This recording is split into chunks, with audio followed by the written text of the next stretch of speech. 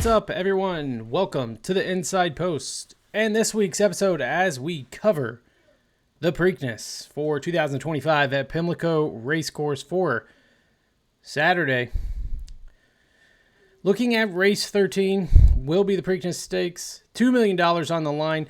We got a short field, like kind of what we always do for the Preakness Stakes. So we're going to go into a couple long shot horses that you need to take into consideration or look at a little bit more into your past performances to kind of get a little bit of value. Obviously, we have Journalism, Sandman, River Times running in here for their connections at a lower odd price. But we want some price, we want some value, and you get it in this race, I do believe. I think there's going to be a lot of value, and I think we could be seeing a kind of off track, possibly some rain iffy right now for Baltimore for Saturday. So we'll kind of play it into that. Number 3, American Promise. We know what Dwayne Lucas can do in the Preakness. However, he's usually coming off of a break. Here we got a quick turnaround for American Promise, obviously coming out of the Kentucky Derby. The horse was taking loads of money in the Kentucky Derby, I guess because it was going to be a muddy track. And then it kind of showed maybe he didn't really like the mud. Not really sure. He did get bumped early. I mean, there was a whole slew of horses that kind of got taken out early by Citizens Bull. I think he kind of stumbled in there and it looked kind of off. And never really was able to re-rally, finishing 16th. Very disappointing 16th for those connections. So he comes back in here and we're getting 15-1 on a Dwayne Lucas horse out of Justify for the Preakness. We've seen it happen before. He just knows what to do with these horses on quick turnarounds. And I think the early speed is kind of that same angle that he's going to play into as he did previously. The horse has worked out great. There's been no issues from the connections, no worries that they see right now. I love this horse early out on the front end, obviously. I just think in the Kentucky Derby, I don't know if it was the mud, the slop, whatever it was, he just did not look the same, and obviously he got taken out early. But I think he could be a much better horse in this type of pace with what type of early speed that he has. He could be very dangerous. If he gets back to what he did in that Virginia Derby, and basically kind of went wire to wire with the field in there, big 95 speed figure, if he can get back into that form, the horse is dangerous. The horse is going to be live at 15-1. I don't think he'll take as much play in the Preakness as he did in the Kentucky Derby, but this one's going to be a little bit of value price. Maybe use him underneath exacted trifectas. Again, at a really good number for 15-1 with the man, the coach, Dwayne Lucas. Number 4, Heart of Honor, was a big buzz horse around the UAE Derby.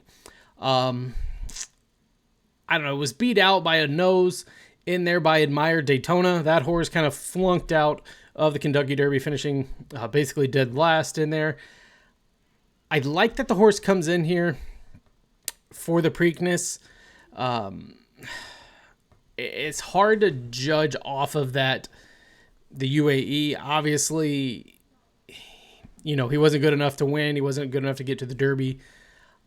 Admired Daytona just ran the best race that day. This horse, like I said, was getting a lot of buzz early, running with Golden Vacoma, who's been a spectacular 3-year-old early on over there in Maidan. So I like that the horse has came back for Jamie Osborne. Safi Osborne will be the jockey on here. Love the sire by Honor AP.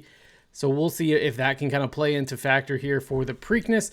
You know, what his dad was able to do on the Triple Crown circuit. So we'll see what Honor, or Heart of Honor, is able to do for his pedigree. Again, the horse has been first or second in each of his 6 starts, I do believe. So this one could definitely be one that's going to be in your trifecta. Again, at 12-1, this is a really good one to use with Journalism, River Times, even Sandman, with some value in here at 12-1. So a really good price on another long shot that we are getting, again, 12 to 1, probably not going to take a whole lot of money on as well. Pay Billy, number 5, Michael Gorham. I don't know. I guess like a hometown track type horse, comes from the Royal Park. Comes out of that Federico Tesso Stakes, the one that usually kind of is a prep for the Preakness. The horse is 8-4, but looking at the class of the field, I really don't know what the horse has beat. Maybe Sacred Thunder being the best horse in there. I mean, the horse has been hugely favored in its last 4 starts. Even when it broke its maiden, the horse was 15 to 1, but did it at the $47,000 level. But it went into some stakes races, going mile and a 16th, a mile and an 1/8, and was able to win. So this one's kind of a sneaky big question mark right now. The pedigree suits this horse for the type of distance. The big question is, what's going to happen if we get like an off track, if it's going to be muddy? I don't know if this horse will perform as well. But it does look like it has some early speed, and in this type of race for the Preakness, early speed usually kind of benefits horses a little bit, and we have a lot of early speed in there. Will they go too fast for Pay Billy to stick with? That's probably what we'll see him do, and then obviously he's going to regress or fall behind early in the stretch. And our last long shot play right now, who is probably the most attention-seeking one, or that one that we're paying close attention to. On the outside, number 9, Gosger, for Brendan Walsh, Luis Saez will get them out. This one is by Nyquist for Uncle Mo. The Dam Gloria is out of a Tappet. 3-2 so far in its young 3-year-old season. This one's a nice gray horse here. I believe it's owned by Harvey Clark Stables. Comes out of that grade 3 Lexington. Looked phenomenal in there. Again, a horse that you're like, who did they beat?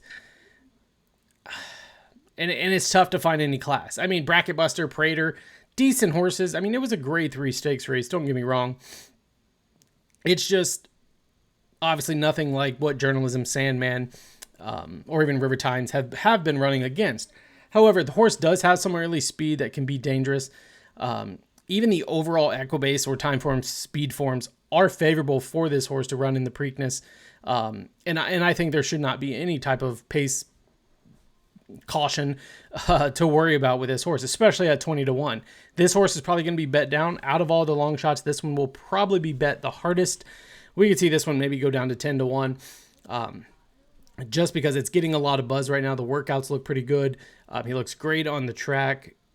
So definitely one to watch for your long shot plays. If this horse stays around 20 to 1, you have to use him in exactas. You have to use him in trifectas. Get crazy. Maybe even put a win bet on this horse, because this one's very, very sneaky to the outside. Again, like I said, a lot of speed in this race, and this horse is very, very speedy on the front end, and definitely could be dangerous if Luis Saez, who we know is going to get him out early, can play into that. And, you know, he's young. He's got 2 wins. He's going to grow. He's going to get better. He's going to get faster. And I think this one is just peaking at the right time. Comes into the Preakness, peak, wins a big one in the Preakness Stakes. So there's kind of our quick rundown of our long shot picks. We will be doing a full-on video of who we think will win the Preakness and kind of doing some ticket structures for a fabulous pick 3 or maybe even a superfecta. So make sure to like this video, subscribe to the channel, turn on your notifications. Let us know down in the comments your long shot play for the Preakness. Good luck.